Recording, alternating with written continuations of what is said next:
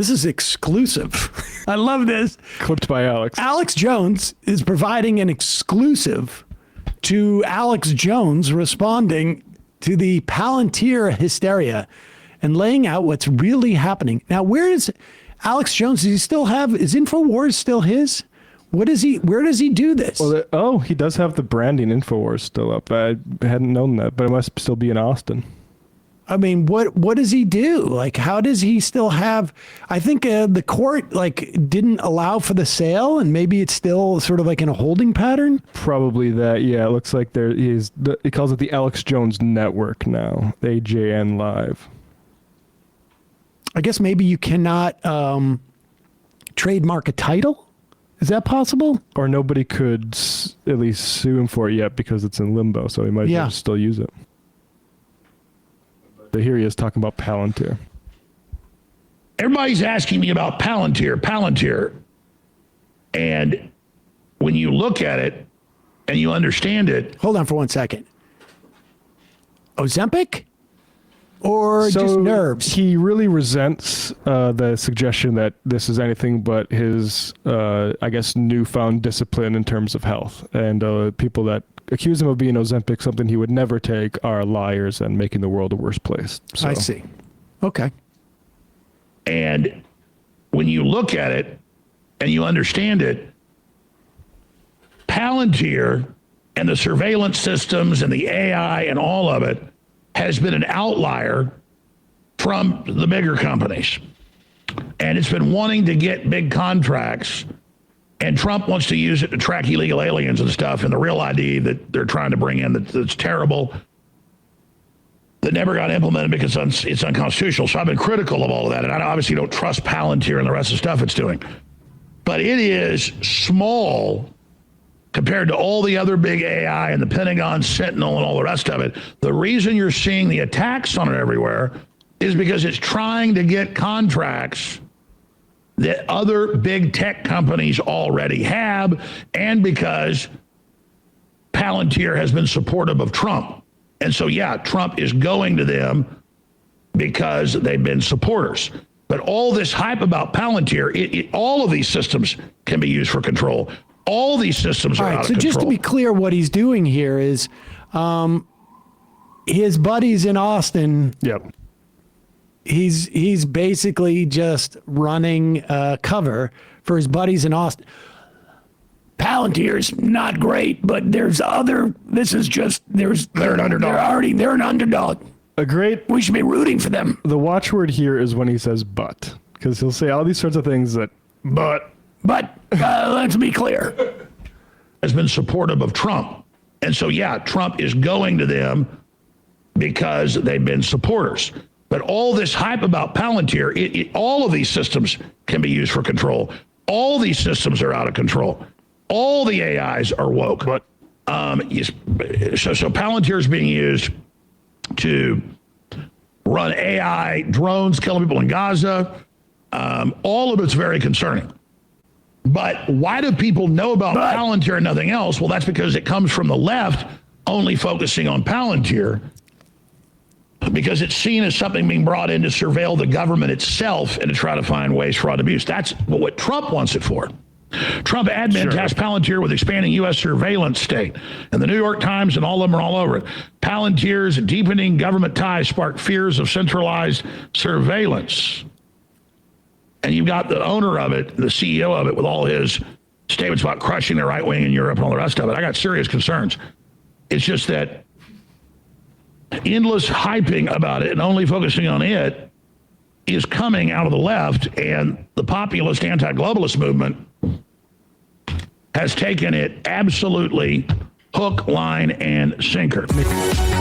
You've been completely flummoxed. Basically, he's talking about, like, I think Nick Fuentes in particular, maybe someone like Laura Loomer, saying, hey, all of the sort of white supremacists that are in my audience are concerned about this massive dragnet that you're enabling the government to do. Laura Loomer, incidentally, reportedly just met with J.D. Vance for an hour at the vice president's, I don't know if it was residence or office, yesterday. Talk to somebody smarter than Curtis Yarvin. Don't pay attention to the Palantir stuff. Alex Jones, you can search his tweets for Bilderberg Group. That's one of his Yes. things. Peter Thiel is on the steering committee of the Bilderberg Group. Well, that's just a way to throw you off. He's actually The problem, fighting. on the upside, there's a big but, because the but is he may be able to buy InfoWars in an auction. Save my ass. He's actually on the Bilderberg steering committee trying to make it better. The thing I always would say about Alex Jones for years and years and years was if Alex Jones didn't exist, the CIA would invent him, because he is basically, when anybody's sniffing around something that the CIA or any other sort of group is doing, Alex Jones would be deployed to basically just lead someone down a rabbit hole to believe that it's, half a step away from lizards or weather machines or whatnot. And that's the function he's serving right there. And he, I think, is pretty conscious about this. This is from a documentary by John Ronson, a British journalist, from a series called The Secret Rulers of the World. And this is Alex Jones talking about another guy, David Icke, who is the sort of like everyone's a reptilian thing. Yes. And he calls David Icke, he says, Icke is doing a turd in a punch bowl. And we'll just play a little bit of this here. It's about 50 seconds. Open. Blood. Al Gore needs blood to drink. So does Prince Philip. I mean, it's asinine. And it's being picked up by people, and so it discredits all of the reality people are talking about. And that's the problem with David Icke. He's got a good line to a point, and then he discredits it all. It's like a turd in the punch bowl. That's his job. He's got this nice big thing, this nice fruit punch, nice ice cubes floating around in it, and then he takes a big dump right in the middle of it, and no one's going to drink out of that punch bowl. But is he in league with them to do that? I think he knows what he has to do in a controlled world to get away with what he's doing and be given attention. And he's either a smart opportunist con man, or he's completely insane, or he's working for them directly. But I tend to think he's just a con man who understands how things works and is just a real opportunist. Now, the irony of that is that clip is very much like Tucker Carlson in 2000 on, I think it was C-SPAN, where he was saying Bill O'Reilly is a fraud. He tries to be an everyman and a populist, but all he is one leaked story out from how he sends back his champagne on a air flight and yells at the waitress, and it's all going to fall apart.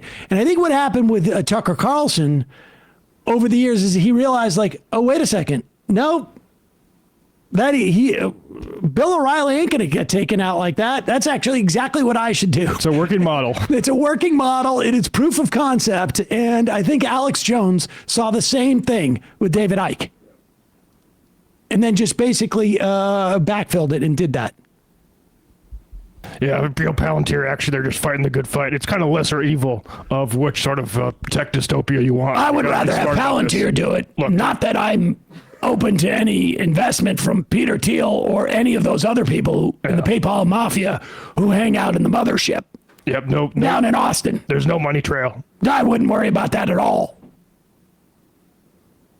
Elon Musk makes a deal with Palantir.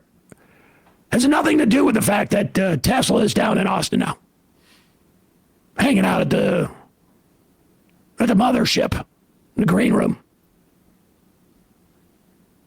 We're all just protecting ourselves from the weather machines.